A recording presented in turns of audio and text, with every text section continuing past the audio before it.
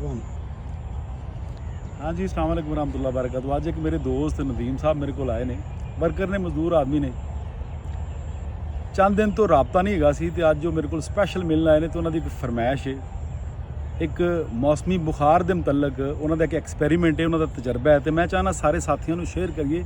तो मैंने उन्होंने स्पैशल किया जी ये दोबारा वीडियो बनाओ तो लोगों को समझाओ, क्योंकि इस वेले इस वक्त उस फार्मूले की अज हद जरूरत है। फार्मूला की है जिन्होंने बुखार हो रहा है, बुखार उतर नहीं रहा, कंटीन्यू बुखार है, तो अगे जाके होर की मसाइल होंगे ने। पुछने आ दोस्त ने, मेरे दोस्त ना कैमरे के सामने नहीं आना चाहते, उन्होंने शर्म आती है। वो कहते जी मैं कभी कैमरे के सामने नहीं आया, लिहाजा उन्होंने गुफ्तगू सुनाने, उन्होंने गल सुनाने, तो पुछने दसने सर तुम इत्थे करके आ जाओ, इत्थे करके आ जाओ। हाँ जी, अच्छा की इशू की बनया की? अस्सलाम वालेकुम जी। वालेकुम सलाम, की हाल चाल है? ठीक ठाक खरीयत? काफ़ी तो सर पहले तो 2 हफ्ते हो गए सन बड़ा तेज़ बुखार सी, ਤੇ ਜਿਹੜੇ ਵੀ ਡਾਕਟਰ ਕੋਲ ਗਿਆ ਨਾ ਉਹਨਾਂ ਨੇ ਇਹ ਕਿਹਾ ਸੀ ਜੀ ਤੁਸੀਂ ਮੈਂਗੋ ਦਾ ਜੂਸ ਪੀਵੋ ਜੀ, ਤੁਸੀਂ ਸੇਬ ਦਾ ਜੂਸ ਪੀਵੋ, ਤੇ ਜੂਸ ਪੀ ਕੇ ਸਰ ਮੇਰੀ ਤਾਂ ਛਾਤੀ ਵੀ ਜਾਮ ਹੋ ਗਈ ਸੀ।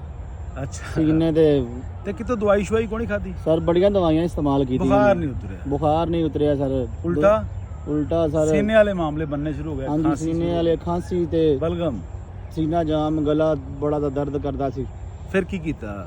ਫਿਰ ਜੀ ਉਹ ਮੈਂ YouTube ਤੇ ਨਾ ਤੁਹਾਡੀ ਇੱਕ ਵੀਡੀਓ ਵੇਖੀ ਹੈ, ਤੇ ਅਕਸਰ ਤੁਸੀਂ ਨਾ ਉਹ ਮਸ਼ਵਰਾ ਤੌਰ ਦਿੰਦੇ ਜੇ ਸਾਰਿਆਂ ਨੂੰ ਵੀ ਇਹ ਤੁਸੀਂ ਇਹ ਇਸਤੇਮਾਲ ਕਰੋ। ਇੱਕ ਸਾਦਾ ਜਿਹਾ ਨੁਸਖਾ ਤੁਸੀਂ ਦਿੱਤਾ ਸੀ ਸਰ। ਹਾਂ ਹਾਂ, ਇੱਕ ਜੀ ਕਾਲਾ ਨਮਕ ਵਾਲੀ ਵੀਡੀਓ ਤੁਹਾਡੀ ਤੇ ਕਾਲੀਆਂ ਮਿਰਚਾਂ ਵਾਲੀ ਜੀ। ਇੰਜ ਹੈ ਕਿ ਇਹ ਫਾਰਮੂਲਾ ਮੈਂ ਰਿਪੀਟ ਕਰਨਾ, ਇਹਦੇ ਫਾਇਦੇ ਦੱਸਣਾ ਤੇ ਇਹਦੇ ਵਾਰਦਾਤ ਦੱਸ ਦੇਣਾ ਵੀ ਪ੍ਰੋਬਲਮ ਕੀ ਆ ਰਹੀ ਹੈ। ਇਹ ਜਿਹੜਾ ਬੁਖਾਰ ਹੈ ਨਾ, ਇਹ ਹਿੱਦਤ ਦਾ ਬੁਖਾਰ ਹੈ, ਗਰਮੀ ਦਾ ਬੁਖਾਰ ਹੈ ਜੀ। ਇਹ ਜਿਨ੍ਹਾਂ ਦਾ ਟੈਂਪਰੇਚਰ ਅਪ ਹੋ ਜਾਂਦਾ, 105 ਤੱਕ ਟੈਂਪਰੇਚਰ ਜਾਂਦਾ ਪਿਆ, ਜਿਹਨਾਂ ਨੂੰ ਬੁਖਾਰ ਹੋ ਜਾਂਦਾ ਬੜਾ ਹੈਵੀ ਹੁੰਦਾ ਹੈ। ਅਸੀਂ ਕਰਦੇ ਕੀ ਆ, ਬੁਖਾਰ ਉਦੋਂ ਉਤਰਨਾ ਜਦੋਂ ਖੁੱਲ ਕੇ ਪਸੀਨਾ ਆਣਾ ਹੈ। ਜੀ ਜੀ, ਪੁਰਾਣੇ ਲੋਕ ਕਹਿੰਦੇ ਸੀ ਕਿ ਅਗਰ ਜੁੱਸਾ ਖੁੱਲ ਜਾਵੇ ਤੇ ਵਜੂਦ ਤੰਦਰੁਸਤ। ਪਸੀਨਾ ਤਾਂ ਬਿਲਕੁਲ ਆ ਹੀ ਨਹੀਂ ਸੀ ਰਿਹਾ ਨਾ। ਉਹ ਜਦੋਂ ਤੁਸੀਂ ਠੰਡੇ ਜੂਸ ਪੀਓਗੇ ਤੁਹਾਨੂੰ ਪਸੀਨਾ ਕਿੱਥੋਂ ਆਏਗਾ? ਪਸੀਨਾ ਨਹੀਂ ਸੀ ਆ ਰਿਹਾ, ਮੈਂ ਬੜਾ ਪਰੇਸ਼ਾਨ ਸਾਂ ਜੀ। ਇਹ ਦੱਸੋ ਮੈਨੂੰ ਕਿ ਤੁਸੀਂ ਉਹ ਨੁਸਖਾ ਕੀ ਹੈ, ਮੈਂ ਦੱਸ ਦੇਣਾ।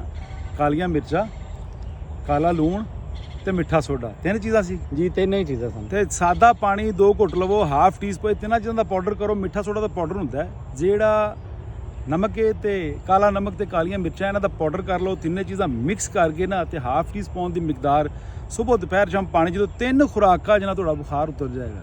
ਮੈਂ ਤਾਂ 2 ਹੀ ਲਈਆਂ ਜਦ ਮੈਨੂੰ ਮਾਸ਼ਾਅੱਲਾ ਕਾਫੀ ਬਿਹਤਰ ਹੋਇਆ। ਮੈਂ ਆਪਣੀ ਵਾਈਫ ਨੂੰ ਕਿਹਾ, ਮੈਂ ਕਿ ਤੁਸੀਂ ਇਹ ਬਣਾਓ, ਬਕਾਇਦਾ ਨਾਲ ਵੀਡੀਓ ਚਲਾਤੀ ਸੀ ਤੁਹਾਡੀ, ਜਿਸ ਤਰ੍ਹਾਂ ਤੁਸੀਂ। ਮੈਨੂੰ ਜੀ ਪਤਾ ਹੈ ਜੀ, ਜਿੰਨੇ ਦੋਸਤਾਂ ਨੇ ਵੀਡੀਓ ਸ਼ੇਅਰ ਕੀਤੀ, ਮੈਂ ਉਹਨਾਂ ਦਾ ਬੇਹੱਦ ਮਸ਼ਕੂਰ ਹਾਂ।